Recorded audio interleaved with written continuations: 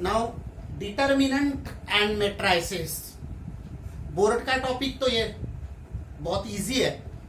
और आज जो मैं डिटर्मिनेंट एंड मैट्रिसेस है ये मैं जेई का टॉपिक शुरू कर रहा। हालांकि बोर्ड का भी जो है वही पूरा बेस है, लेकिन इसमें कुछ एक्स्ट्रा है। जैसा मैं डिटर्मिनेंट से स्टार्ट करूंगा उसके बाद मैं मैट्रिसेस लूंगा जेई में।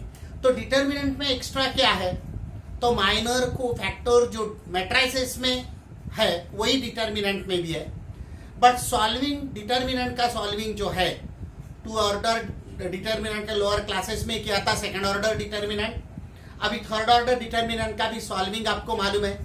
उसके बाद प्रॉपर्टीज ऑफ डिटर्मिनेंट्स आप लोग जो पढ़े तो यहाँ पे कैसे यूज करना है। और एक्स्ट्रा जो जेई में है वो है derivative of determinant, integration of determinant और after that multiplication of determinant. तो ये इंपॉर्टेंट टॉपिक जेई के दृष्टिकोण से अलग है जो बोर्ड में नहीं है।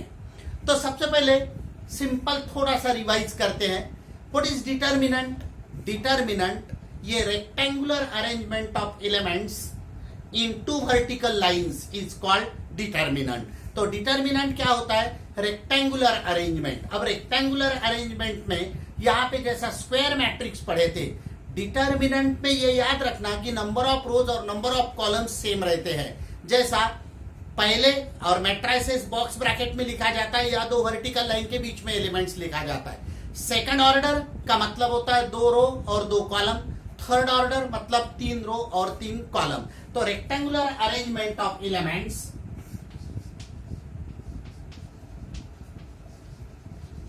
Rectangular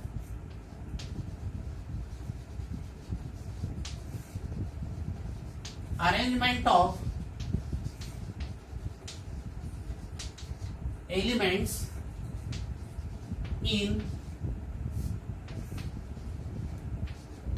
two vertical lines is called determinants.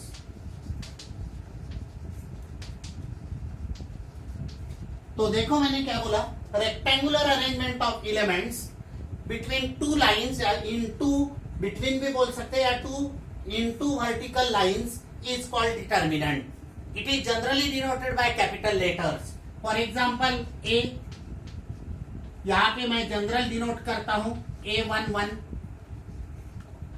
A12, A21, A22। ये हो गया सेकंड ऑर्डर डिटर्मिनेंट, दो रोज और दो कॉलम्स। यहाँ पे रोज और कॉलम्स सेम रहते हैं। तो यानी इसका दूसरा example B is equal to, यदि मैं एलिमेंट नंबर लू तो -2, 5, 6, 7 लाइक दिस। अब how to solve this one ये भी आपको मालूम है। B is equal to -2 into 7, -2 into 7, बीच में हमेशा माइनस साइन, और 6 इंटू 5, 6 इंटू 5। सपोज ये माइनस होता तो यहाँ -6 लिखते थे। तो what is B? B is equal to, ये -14 हो गया, -14, और ये हो गया -30, तो टोटल हो गया -44। तो इस प्रकार से सेकंड ऑर्डर डिटर्मिनेंट सॉल्व करते हैं। ये आप 10th क्लास में भी पढ़े हैं। उसके बाद थर्ड ऑर्डर डिटर्मिनेंट जो होता है इसको अपन जनरल ऐसा डिनोट करते हैं A11, A12, A13। What is the meaning of this? इसको I और J डिनोट करते हैं, ith रो और jth कॉलम। यानी first row first column, first row second column, first row third column. उसके बाद A21, A22, A23 और A31, A32 और A33। तो देखो यहाँ पे ये थर्ड रो और तीन रो और तीन कॉलम, मतलब ऑर्डर 3x3 का डिटर्मिनेंट है। तो first row first column, first row second column, first row third column, second row first column, second row second column, second row third column, third row first column, third row second column, third row third column. तो ये इस प्रकार से। और इसको कैसा solve करने का तो आपको मालूम है। सपोज मैं यहाँ पे डिटर्मिनेंट लेता हूँ 2, 5, -7, 1, 2, 1, और यहाँ पे मैंने लिया 2, 1 और 3। इसको सॉल्व करना है तो ये कैसा सॉल्व करते हैं तो इसके आगे बताता हूं मैं आपको। अभी ये डिटर्मिनेंट को सॉल्व करना है तो d इज इक्वल टू पहले एलिमेंट लिया जाता है 2 in a bracket 2 into 3 6 minus 1 into 1 1। मतलब पहले जब ये एलिमेंट के बारे में यहां से स्टार्ट किया, पहला एलिमेंट वैसा ही रखा और ये कॉलम ये रो छोड़ देने का है और 2 इंटू 3 माइनस 1 इंटू 1। हालांकि ये हो गया है आपका, बट जस्ट रिवाइज कर रहा हूं मैं। उसके बाद बीच में हमेशा माइनस साइन 5 इंटू अब ये कॉलम ये रो छोड़ देना है 1 इंटू 3 माइनस 2 इंटू 1 2।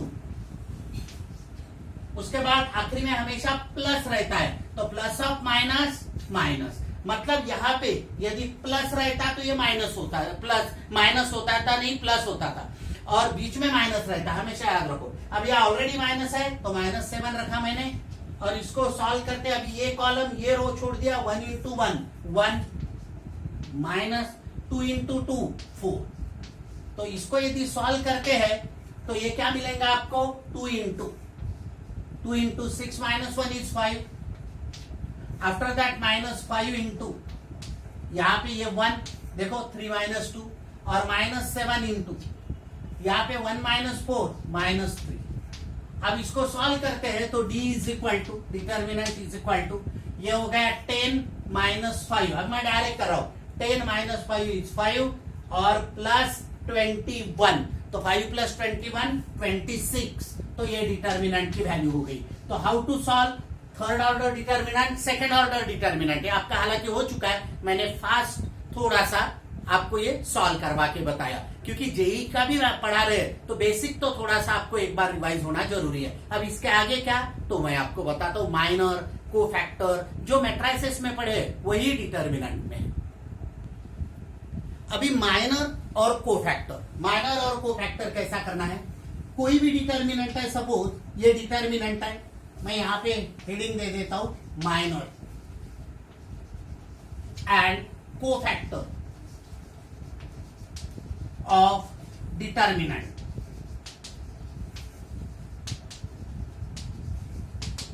माइनर और कोफैक्टर ऑफ डिटर्मिनेंट।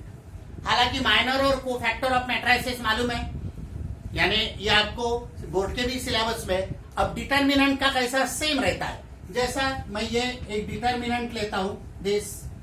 अब ये यदि डिटर्मिनेंट लिया मैंने A11 A12 A13 after that A21 A22 A23 after that A31 A32 और A33 ये डिटर्मिनेंट लिया। अब हाउ टू फाइंड माइनर, इसका A11 का मैं आपको 2-3 ये बता देता हूं, बाद में आपको सॉल्व करना आता है। मैट्रिसेस में जैसा है वैसा ही। अब मैं बोलूंगा यार स्टार्ट तो मैंने डिटर्मिनेंट और मैट्रिसेस किया और मैं मैट्रिसेस तो पढ़ाने का ही हूं और आपको बोल रहा हूं मैट्रिसेस में जैसा। तो हालांकि ये बोर्ड के सिलेबस का मैट्रिसेस आपका हो गया, मैं ऐसा अज्यूम करके चल रहा हूं। तो यहाँ पे ये डिटर्मिनेंट है। अब इसका माइनर निकालना है। फॉर एग्जाम्पल इसका माइनर निकालना है आपको। हर एक एलिमेंट का माइनर कैसा निकालते हैं तो इसका माइनर तो मैं इसको डिनोट करूंगा M11।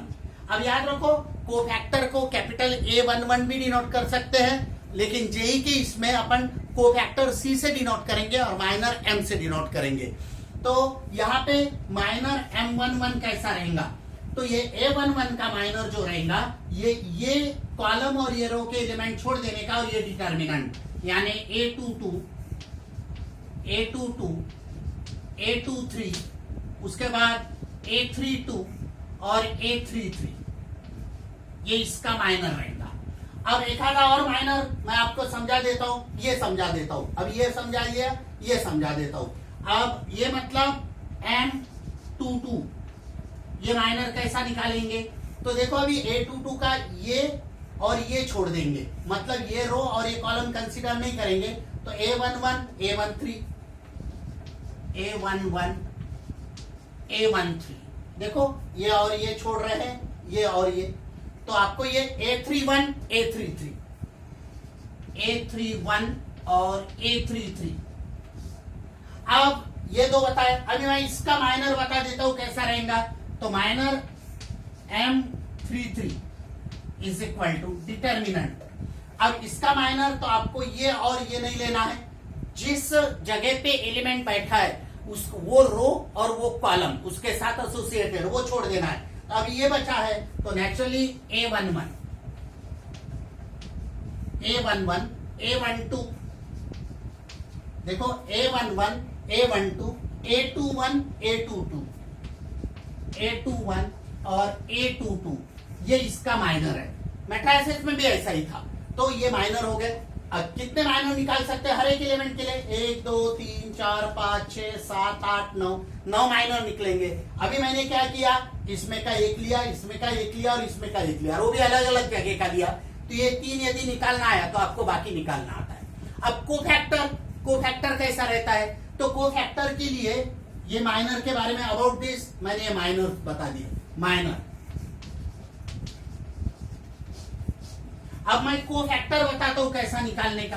कोफैक्टर अब एग्जांपल के तौर पे आपको लेके सॉल्व कर सकते हैं, इसमें समय नहीं कमाएंगे क्योंकि ये मैट्रिसेस में स्टेट बोर्ड में है और उसमें समय लेंगे तो अपने को जेई के प्रॉब्लम्स लेने में जो समय देना है वो पॉसिबल नहीं है, या जेई का जो थ्योरी भी पढ़ाना है तो आपको ये थोड़ा सा प्रैक्टिस न्यूमेरिकल्स की तो मैट्रिसेस जैसे आप कर सकते हो। अब कोफैक्टर के लिए जनरल फॉर्मूला क्या है? जैसा आपको CIJ ये कोफैक्टर ये general formula is equal to -1 to the power I plus J into MIJ। ये formula I stand for row, J stand for column. तो ये आपको ये जनरल फॉर्मूला पहले तो याद रखना है। अब मैं बता देता हूं आपको एक कोफैक्टर बता देता हूं। अब इसका कोफैक्टर निकालना है मुझे, तो मैं क्या बोलूंगा? Cofactor C11। बोर्ड में बहुत बार इसको A से भी डिनोट करते हैं कैपिटल, अपन J के इसमें C से डिनोट करेंगे। C11 इज इक्वल टू क्या करना है आपको? -1 का पावर I प्लस J, यहां 1 प्लस 1 और MIJ मतलब उसका जो माइनर है वो जो भी माइनर सॉल्व करके आएगा वो इससे मल्टीप्लाई करना है। तो नेचुरली पावर ऑड रहा तो निगेटिव आएगा, इवन रहा तो ये इवन है तो ये +1 मल्टीप्लाइड बाय जो भी है माइनर वो। आपको शॉर्ट में मैं कैसा माइनर, कौन से एलिमेंट का माइनर पॉजिटिव आएगा, कौन से एलिमेंट का माइनर निगेटिव आएगा वो भी बताने वाला हूं, अभी जस्ट बताने के लिए। अब मैं सपोज C23 ये एलिमेंट का कोफैक्टर निकाल रहा हूं, तो क्या करने वाले हैं? -1 का पावर 2 प्लस 3 उसके बाद इंटू M और यही 2 3। अब M23 कैसा निकालते आपको मालूम है, और मल्टीप्लाइड बाय अब इसका पावर और आने वाला है तो negative number multiplied by minor. तो ऐसी इस प्रकार से माइनर जैसा मैट्रिसेस में निकालते वैसा ही डिटर्मिनेंट में। अब डिटर्मिनेंट सॉल्व करने की एक जनरल मेथड बताता हूं जो आपको बोर्ड में नहीं है। अब ये इतना सारा डिटर्मिनेंट जो होता अपन सॉल्व करते ही है, अलग अलग ये एलिमेंट लो, बाद में ये डिटर्मिनेंट, फिर ये एलिमेंट लो तो ये डिटर्मिनेंट इसका, फिर ये लो तो इतना डिटर्मिनेंट और आगे सॉल्व करो। अब एक जनरल मेथड होती है, अब वो general method of solving determinant तो क्या करने का है? अलोंग रो, अलोंग कॉलम भी होता है बट अलोंग कॉलम डिफिकल्ट जाता तो मैं अलोंग रो ही आपको बता रहा हूं। अलोंग रो, अब अलोंग रो में क्या करना है आपको? ये A11 लेना है। A1 देखो पहला एलिमेंट और उसका कोफैक्टर। देखो मैं यहाँ पे C जो लेने वाला हूं, ये C एलिमेंट के लिए नहीं है, सॉल्विंग में C जो रहने वाला है वो C आपको आएगा यहाँ पे कोफैक्टर के लिए, ये याद रखना है आपको। तो जैसा या यहां से स्टार्ट करता हूं, आपको ये आपको देता हूं करने के लिए A21 और C21। देखो A21 एलिमेंट हो गया, C21 कोफैक्टर हो गया। यहाँ रिमेंबर कि यहाँ पे ये C कॉलम के लिए नहीं, कोफैक्टर के लिए। उसके बाद प्लस ये आपको A22 लेता हूं मैं, A22 और इसके साथ में C22 यानी ये कोफैक्टर है, वैसा ही प्लस A23 एलिमेंट है और मैं C23 कोफैक्टर है। ये यदि आप करते हो तो आपको डिटर्मिनेंट सॉल्व हो जाता है। तो ये जनरल मेथड मैंने आपको बताया डिटर्मिनेंट सॉल्व करने की। क्या किया मैंने? एलिमेंट मल्टीप्लाइड बाय उसका कोफैक्टर, एलिमेंट मल्टीप्लाइड बाय उसका कोफैक्टर, एलिमेंट मल्टीप्लाइड बाय उसका कोफैक्टर, और उसके एडिशन करते हैं तो डिटर्मिनेंट सॉल्व हो जाता है। वैसा ही यहाँ पे भी एलिमेंट मल्टीप्लाइड बाय उसका कोफैक्टर करो, कोई भी एक लेके सॉल्व करो तो आपको आ जाता है। अब ये इजी मेथड है सॉल्व करने की, बट बात ऐसा है कोफैक्टर तो निकालना ही पड़ेगा, यानी इजी है बोलो या आपको टफ लगती है तो लेट इट बी। तो बोलने का मतलब ऐसा कि डिटर्मिनेंट ऐसा भी सॉल्व होता है अलोंग रो, अलोंग कॉलम बताऊंगा नहीं, वो अननेसेसरी समझ जाएगा, और ज्यादा से ज्यादा करना ही है तो आप अलोंग रो। अब मैं दूसरा एक इंपॉर्टेंट प्रॉपर्टी बता रहा हूं कि जैसा ये अलोंग रो, इसके लिए मैंने बताया यहाँ पे भी ले सकते हैं A31, ये पहले इसके लिए बताया। ये आप अलोंग ये रो, अलोंग दिस रो करना है तो क्या करेंगे आप, A31 C31 इसका मल्टीप्लीकेशन, A32 C32 इसका मल्टीप्लीकेशन, और A33 C33 और इसका टोटल एडिशन करोगे तो आपको डिटर्मिनेंट सॉल्व होगा। अब इसकी एक प्रॉपर्टी आपको बता रहा हूं मैं। अभी कुछ प्रॉपर्टीज कोफैक्टर और इसके साथ कभी काम पड़ सकता है एंट्रेंस पॉइंट ऑफ व्यू, ये आपको बता रहा हूं कि देखो ये ऐसा डिटर्मिनेंट है, मैंने क्या बोला, if element of any row और column, if element of any row और column are multiplied with the cofactors of other row और एलिमेंट, अदर रो और कॉलम मतलब एक रो के एलिमेंट और दूसरे रो के कोफैक्टर्स, बराबर है। ये रो वाइज भी ले सकते हैं, कॉलम वाइज भी ले सकते हैं, और ऐसा मल्टीप्लाई करके यदि ऐड करते हैं तो वो 0 होता है। फॉर एग्जाम्पल ये देखो मैंने क्या किया, A11 ये एलिमेंट और कोफैक्टर मैंने ये लिया, ये एलिमेंट लिया, ये कोफैक्टर लिया, ये एलिमेंट लिया, ये कोफैक्टर। बोलने का मतलब एलिमेंट इसका कोफैक्टर, आपको मालूम है इसका कोफैक्टर कैसा निकालते हैं, तो आपको बताया था कोफैक्टर कैसा निकाला जाता है। तो इसका कोफैक्टर निकालने के बाद माइनर और बाद में कोफैक्टर, तो एलिमेंट और इसका कोफैक्टर देखो, वैसा ही एलिमेंट और इसका कोफैक्टर, वैसा ही एलिमेंट देखो मैंने ये 1 2 लिखना था, 1 2 एलिमेंट और इसका कोफैक्टर, ये देखो एलिमेंट और इसका कोफैक्टर, इनको इनके एडिशन 0। अब यहाँ पे भी देखो यहाँ पे ये एलिमेंट इसका कोफैक्टर, ये एलिमेंट इसका कोफैक्टर, ये एलिमेंट और इसका कोफैक्टर, इसका सम करते हैं तो ये 0 होता है। कॉलम में भी वैसा ही होता है, ये जस्ट मैंने एडिशनल आपको बता दिया। अभी प्रॉपर्टीज ऑफ डिटर्मिनेंट्स ये भी स्टेट बोर्ड में किया है, बट इसकी यूज जो करेंगे आगे वो थोड़ा सा अलग टाइप से कैसे होते हो मैं बताऊंगा आपको, बट पढ़ना जरूरी है। पहली प्रॉपर्टी, यदि कोई भी डिटर्मिनेंट में रोज और कॉलम्स टोटली इंटरचेंज करते हैं, पूरे रोज और पूरे कॉलम, तो value of determinant doesn't change.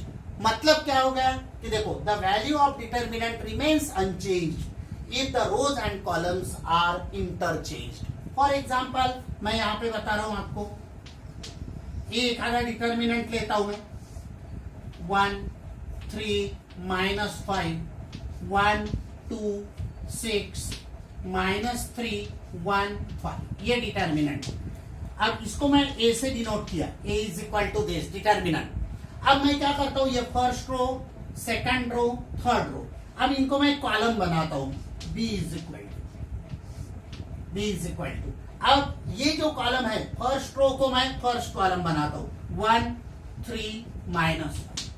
अब ये सेकंड रो को सेकंड कॉलम 1 2 6, और थर्ड रो को थर्ड कॉलम -3 1 और 5।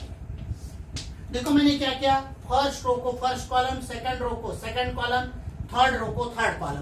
क्या देखने में आ गया, यहाँ पे इसके पूरे रोज जो है वो कॉलम में बदल दिए, रोज एंड कॉलम्स आर इंटरचेंज। यदि ऐसा होता है तो इसको यदि आप सॉल्व करेंगे तो जो आंसर आएगा वही आंसर सेम इसको सॉल्व करने से आएगा। मतलब value of determinant A, value of determinant A same आएगा as that of value of determinant B. मतलब ए और बी डिटर्मिनेंट की वैल्यू जो है वो सेम रहेंगी, ये प्रॉपर्टी है। तो क्या प्रॉपर्टी बताया मैंने, if the rows and columns of determinants are interchange then the value of determinant remains unchanged. याद रख लेना है आपको। अब दूसरी property, if any two rows or two columns of determinants are interchanged, then value of determinant is changed by sign only. मतलब ऐसा कि एक डिटर्मिनेंट है उसको सॉल्व करते हैं उसकी वैल्यू 5 आती है, और दूसरा डिटर्मिनेंट है उसके एनी टू रोज और एनी टू कॉलम्स इंटरचेंज करते हैं तो उसकी वैल्यू -5 आएगी. पहले की वैल्यू यदि -5 आती है तो दूसरे की वैल्यू +5 आएगी. कैसा देखो, अब ये एक डिटर्मिनेंट लेता हूं 1, कोई भी एक जनरल आपको या ठीक है 1 2 3 5 1 2, एक लेता हूं मैं 1 1 3, ये डिटर्मिनेंट. अब इसको मैं सॉल्व करता हूं. a इज इक्वल टू, अब a इज इक्वल टू इसको सॉल्व करूंगा तो 1, आपको मालूम है 1 इंटू 3 3 माइनस 1 इंटू 2 2, बीच का हमेशा -2 के साथ, 5 इंटू 3 15 माइनस 1 इंटू 2 2, उसके बाद आखिरी में +3 इंटू, अब 5 इंटू 1 5, 1 इंटू 1 1 -1. अब इसको सॉल्व करते हैं तो a इज इक्वल टू, अब ये क्या हो जाएगा 1 इंटू 1 1 माइनस 2 इंटू, ये हो गया 13 13 2 26, उसके बाद एक 4 4 3 12. अब इसको यदि सॉल्व करते हैं तो देखो मैंने क्या सॉल्व किया दोबारा, ये देखो 1 इंटू ये 1 हो गया, -2 इंटू, ये देखो दोबारा सॉल्व करता हूं, ये 1 इंटू 1 1, अब ये कितना हो गया, ये हो गया 13 और 2, तो नेचुरली -26 हो गया, 13 2 उसके बाद यहाँ पे प्लस 4 3 12. अब इसको सॉल्व किया तो a इज इक्वल टू, अब देखो +13 और -26, और ये होगा -23. ये सॉल्व किया तो -20. कैसा, ये देखो और एक बार करते हैं तो 23 नहीं सॉरी, यहाँ पे सॉल्व करते हैं तो ये 13 हो गया और -26 तो -13 हो जाएगा, तो -13 इसकी वैल्यू हो जाएंगे -13. अब ये डिटर्मिनेंट को सॉल्व किया मैंने, -13 हो गया. अब मैं क्या करता हूं, कोई भी दो रोज और कोई भी दो कॉलम से मैं इंटरचेंज करता हूं, यानी मैंने ये और ये इंटरचेंज किया, तो ये और ये इंटरचेंज किया तो यहाँ पे 2 1 1 1 5 1 और 3 2 3, और इसको सॉल्व किया तो इसको सॉल्व करने के बाद इसके साइन चेंज हो जाएंगे और आंसर वही आएगा 30. मतलब साइन से चेंज कर, मैंने दो, कोई भी दो, ये और ये भी ले सकते हैं. अब ये मैंने दो, कोई भी दो कॉलम और कोई भी दो रो. अब मैंने क्या किया, यहाँ पे ये कॉलम दो इंटरचेंज है. अब मैं रोज भी ऐसा बताता हूं कि सपोज ये मैंने 1 2 3 वैसा रखा और इन दोनों में चेंज किया 1 1 3 और ये 5 1 2 5 1 2, इसको सॉल्व किया तो नेचुरली ये -13 जो है ये +13 आएगा. कोई भी रोज, दो रोज और दो कॉलम्स इंटरचेंज करते हैं तो डिटर्मिनेंट की जो वैल्यू होती है वो साइन से बदलती है. अब ये प्रॉपर्टी नंबर 3, हालांकि हो गए हैं बोर्ड में बट रिवाइज करना बहुत जरूरी है. इफ एनी टू रोज और any two columns of determinants are identical then the value of determinant is 0. कोई भी दो रो और कोई भी दो कॉलम डिटर्मिनेंट के सेम है तो उसकी वैल्यू 0 है. तो ये आपको बहुत ज्यादा एक्सप्लेन करने की आवश्यकता नहीं, अननेसेसरी जेई के पीरियड में टाइम वेस्ट हो जाएगा. तो आपको समझ में आया, इफ एनी टू रोज और एनी टू कॉलम्स, कोई भी डिटर्मिनेंट के दो रोज और दो कॉलम्स. आप एग्जांपल के तौर पे बता ही देता हूं, जैसा ये एलिमेंट ये है 1 2 3 -2 5 -3 और इधर 1 2 3. ये डिटर्मिनेंट में देखो ये दो कॉलम सेम है तो वैल्यू 0. एक आधा डिटर्मिनेंट लेता हूं मैं 1 -2 3 1 6 7 1 -2 3. अब देखो ये दो रो सेम है तो इसकी वैल्यू 0. तो ऐसे कोई भी दो रोज या कोई भी दो डिटर्मिनेंट्स के कॉलम्स यदि आइडेंटिकल है तो the value of determinant is same. अभी देखो एक प्रॉपर्टी इंपॉर्टेंट बता रहा हूं, ये आपको अभी तक के इसमें बोर्ड में नहीं but entrance point of view, कोई भी ऐसा डिटर्मिनेंट है और एक डिटर्मिनेंट में कोई भी एक रो या कोई भी कॉलम, एक कॉलम 0 है. फॉर एग्जांपल यहाँ पे 1 5 6 0 0 0 -1 -2 3, तो वैल्यू क्या होगी डिटर्मिनेंट की? 0। कोई भी एक रो या कोई भी एक कॉलम तो इसकी वैल्यू 0। वैसा ही यहाँ पे 0 0 0 1 -5 3 और 1 2 3 तो इसकी भी वैल्यू 0 होना है। ये याद रखो आप। कोई भी एक रो या कोई भी एक कॉलम जैसा यहाँ पे 1 5 6 -2 1 3 0 0 0 तो इसकी वैल्यू 0। तो ये आपको याद रखना है, ये इंपॉर्टेंट प्रॉपर्टीज है कि कोई भी एक कंप्लीट रो या एक कंप्लीट कॉलम 0 0 0 है तो वैल्यू ऑफ डिटर्मिनेंट इज 0। अभी देखो यहाँ पे एक थोड़ा सा इंपॉर्टेंट बता देता हूं मैं कि ऐसा एक आधा डिटर्मिनेंट प्रॉपर्टी के रिलेटेड नहीं है, कोफैक्टर माइनर के रिलेटेड एक बता रहा हूं कि सपोज आपको ऐसा डिटर्मिनेंट है A11 A12 A13 A21 A22 A23 A31 A32 A33। अब सपोज ये इतना मैंने अलग से ये शो किया है, इसके अंदर के एलिमेंट का कोफैक्टर निकालना है तो वही एलिमेंट का कोफैक्टर इज इक्वल टू वही एलिमेंट का माइनस माइनर आएगा।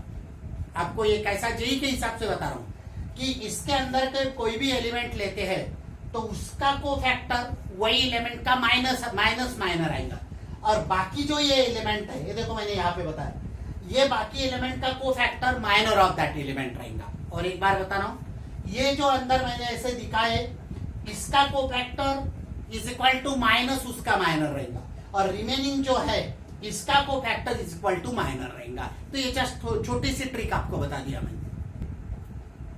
अभी देखो सिंपल अलजेब्रा वाली मेथड से यदि भी कोई भी नंबर को मैं यदि ऐसा मल्टीप्लाई करता हूं तो आंसर क्या होगा? 3x + 3y। ऐसा होता है अलजेब्रा में। अब डिटर्मिनेंट में ऐसा नहीं होता है। अब डिटर्मिनेंट में कैसा होता है? तो सपोज ये देखो ये अलजेब्रा में, बट डिटर्मिनेंट में सपोज ये नंबर लेता हूं और एक आधा एलिमेंट लेता हूं A B C, एक आधा determinant D E F A B C D E F G H, या कोई भी लेटर ले सकते हैं A B C D E F G H I। आई मैं इसलिए लिखूं कि नहीं लिखूं सोचा था क्योंकि आई और रो कॉलम में यूज करते करके। तो अभी क्या हो जाएगा यहाँ पे 3 × x 3 × y 3x + y, but यहाँ पे हर एक एलिमेंट को मल्टीप्लाई नहीं होगा, वो ध्यान रखना है आपको।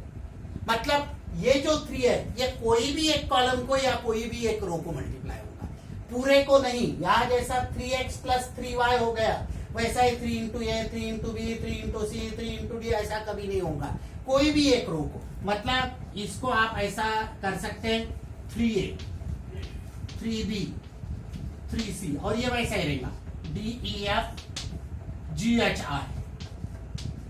मतलब सभी को मल्टीप्लाई नहीं किया, या तो फिर या ऐसा भी हो सकता है या आपने ABC वैसा ही रखा, इसको मल्टीप्लाई किया 3D 3E उसके बाद 3F और यहाँ पे GHI, ये या तो फिर इसको मल्टीप्लाई हो जाएगा, यानी A B C D E F और उसके बाद इसको मल्टीप्लाई किया मैंने 3G 3H 3I। What is the meaning of this? कोई भी एक रो को मल्टीप्लाई, वैसे कॉलम को भी, मतलब कोई भी एक कॉलम को मल्टीप्लाई। इसको मैं ऐसा भी लिख सकता हूं 3A 3D 3G, और ये वैसा ही रखा मैंने B E H C F I, मतलब सिर्फ ये कॉलम को मल्टीप्लाई किया। वैसा ही ये कॉलम को सिर्फ मल्टीप्लाई करके लिख सकते हैं, या वैसा ही। बोलने का मतलब ऐसा कि डिटर्मिनेंट के सामने यदि एलिमेंट हो तो वो कोई भी एक रो को मल्टीप्लाई होगा या कोई भी एक कॉलम को मल्टीप्लाई होगा। इंपॉर्टेंट है, वैसे इंपॉर्टेंट बता रहा हूं। सपोज ये डिटर्मिनेंट है A + B, उसके बाद B C + D E + F, मैंने यहां पे प्लस लिया और यहां पे मैं L M N कोई भी लेटर लेता हूं, यहां पे मैंने P Q R। तो इसको आपको कैसा लिखना है सॉल्व करते समय? तो सॉल्व करते समय इसको आप this holds for minus sign also, this holds true for minus sign also, मैं प्लस के लिए बता रहा हूं, तो यहाँ दो डिटर्मिनेंट आएगा, एक आएगा ALP, दूसरा CMQ, उसके बाद ENR प्लस, यानी पहले इसके साथ मैंने, यानी पहला एलिमेंट ए वैसा ही, पहला एलिमेंट ए वैसा ही, पहला एलिमेंट ए वैसा ही, बाद में प्लस दूसरा एलिमेंट BLP, उसके बाद DMQ, उसके बाद FNR। तो देखो ये इस प्रकार से आपको लिख सकते हैं। वैसा ही यहाँ माइनस साइन रहता तो आप यहाँ पे माइनस लिखिए। अब ये सिर्फ रो के लिए नहीं, ऐसा ही कॉलम में भी होता है। अब ये एग्जांपल मैंने बता दिया। अब दूसरा कॉलम के लिए बताता हूँ। मैं यहाँ पे सपोज ऐसा लिखता हूं कि ABC, D+L, उसके बाद E+M, F+N, और यहां पे लिखता हूं PQR। तो इसको भी वैसा ही करना पड़ेगा आपको। पहले तो दिस इज इक्वल टू, पहले ABC, बाद में DEF, बाद में PQR, बाद में प्लस। अब इसके साथ लिखना पड़ेगा ABC, उसके बाद LMN, और उसके बाद PQR। तो आपको ये सॉल्व करेंगे, ऐसा स्प्लिट करके सॉल्व कर सकते हैं। माइनस के साथ भी सेम होगा, रोज और कॉलम वाइज ऐसा सॉल्व कर सकते हैं। अभी देखो ये इंपॉर्टेंट बता रहा हूं, एक ऐसा डिटर्मिनेंट है, इसको सॉल्व करना आता आपको। ये सॉल्व किया, माइनस बनाया। अब सपोज मैं ये डिटर्मिनेंट में R1 को चेंज करता हूं, कैसा? R1 प्लस R2, यानी R1 में चेंज हो रहा, R1 plus R2, 1 plus 2 3, 1 plus 1 2, 2 plus 2 4 लिखा, बाकी के एज इट इज। तो इसकी भी वैल्यू सेम आएंगी -1, ये याद रखो। क्या किया है कि यहाँ पे मैंने क्या किया, R1 changes to R1 plus R3, तो R1 प्लस R3, तो यहाँ पे कैसा सॉल्व करेंगे? तो यहाँ पे 1 माइनस 2 तो -1 आ गया। R1 में चेंज कर रहा हूं, R1 प्लस R3, तो 1 प्लस 3, थोड़ा सा गड़बड़ किया मैंने। R1 प्लस R2 कर लेते पहले। R1 में R1 प्लस R2, तो नेचुरली 1 प्लस 2 3, 1 प्लस 1 2, 2 प्लस 2 4, और ये मैंने एज इट इज, तो वैल्यू -1 ही आएगी। सपोज मैं R1 में R1 प्लस R3 भी करता हूं, तो वैल्यू सेम -1 आएंगी।